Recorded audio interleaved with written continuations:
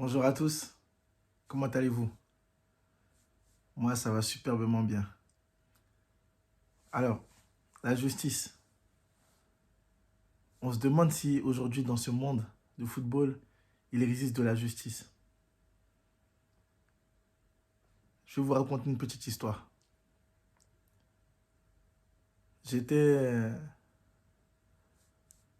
sur les terrains de foot et il y a un parent qui est venu me voir pour me demander si, si j'avais regardé son fils jouer.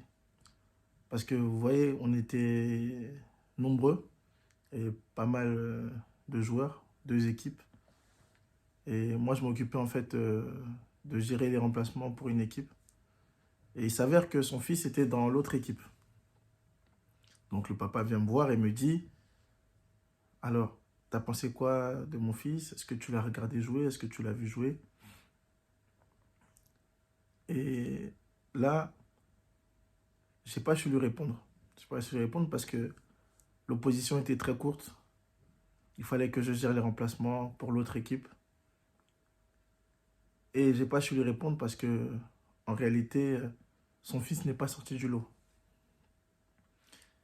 Et lorsque je lui ai répondu, il m'a dit comme ça, il m'a dit, ah, écoute, je ne suis personne pour te juger, hein, on ne juge pas, hein.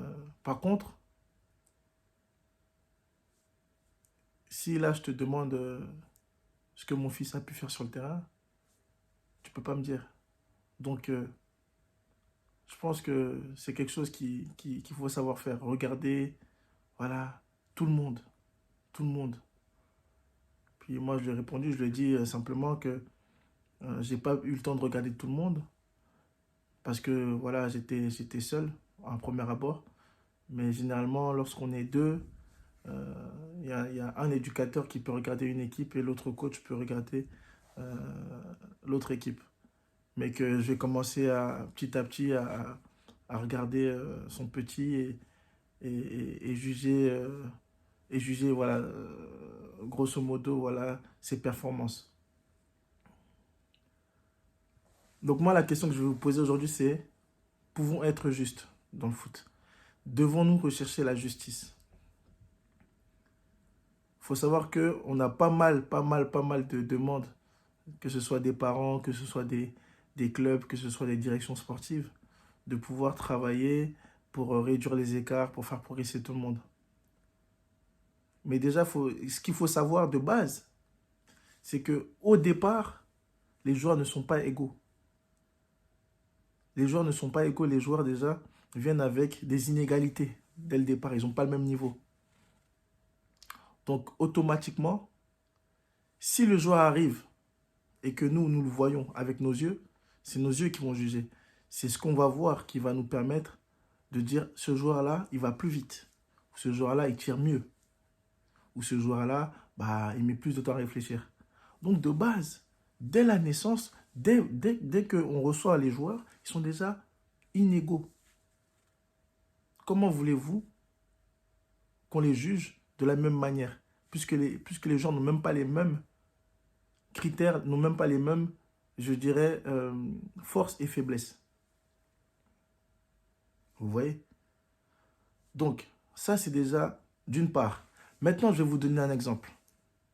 L'exemple du Ballon d'Or, qui est censé récompenser par France Football tous les joueurs les plus méritants à chaque année. D'accord? Les critères, on les connaît. Il suffit d'être bon joueur pendant toute l'année, d'avoir démontré pendant toute la saison de belles performances, de bonnes performances, de bonnes statistiques. Avoir été bon aussi avec sa sélection nationale, d'accord? Avoir accédé au moins à la Ligue des Champions. Mais après, bon, ces avis-là ont été biaisés par le temps, car nous avons remarqué qu'il y a des joueurs qui n'ont pas forcément gagné tout avec leur équipe nationale ou leur sélection et se sont retrouvés à gagner du coup ce titre du Ballon d'Or. Lionel Messi a gagné plusieurs fois, ça a créé polémique. les gens ont dit, ah, mais c'est pas juste, puisqu'il a gagné tout le temps. Il gagne à chaque fois, chaque année, c'est toujours lui qu'on nomme comme lauréat du Ballon d'Or. Donc, vous voyez, mais quand on regarde Lionel Messi, ses qualités intrinsèques de joueur, très peu de joueurs ont ces qualités. Donc, de base, on regarde les performances, on regarde déjà qui est qui. On regarde quel est ce joueur. Vous comprenez? Donc, lorsque, et pour revenir maintenant sur le cas du football, que ce soit le football professionnel ou même le football amateur, mais là, on va se focaliser sur le football amateur. Si vous avez des enfants, si vous avez des joueurs qui sont dans les clubs, si par exemple votre enfant, il est super fort, il va vite, il est technique, il est bon en défense, il est bon en attaque, et que derrière on a un autre joueur qui a le même âge que lui, mais qui commence le football, comment voulez-vous qu'on les juge de la même manière? Puisqu'ils ne vont pas pouvoir avoir le même rendement sur le terrain. Donc je vous repose la question, devons-nous chercher à être justes? Puisque même les arbitres, pour donner un deuxième exemple, Clément Turpin. Clément Turpin qui, sur une action pendant un match de Ligue 1, gêne, n'est-ce pas, les joueurs.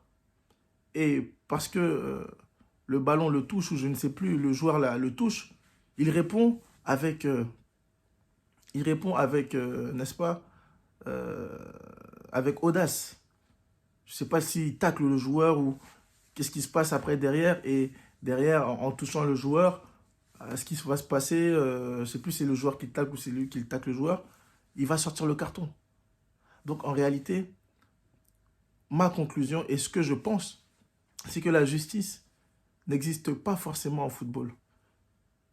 Mais ce qu'il faudrait rechercher, ce n'est pas la justice, mais plutôt l'équité. Pourquoi l'équité? Parce que lorsque on a plusieurs joueurs, que vous soyez entraîneur, que vous soyez parent, lorsqu'on a plusieurs joueurs sur le terrain, d'accord, on est censé les faire travailler tout un chacun. Mais tout un chacun ne part pas du même niveau. Donc si déjà, à la base, ils ont déjà des inégalités, on doit chercher à être équitable et non juste. Parce que l'égalité n'existe pas en football. Il n'y a que l'équité qui pourra fonctionner pour tous, pour un monde meilleur. D'accord? J'espère que cette vidéo vous aura servi. D'accord? Puisque nous savons que l'équité dans toute la société nous permettra de se rapprocher du meilleur, car nous ne partons pas tous du même niveau. Étirez-vous, buvez de l'eau.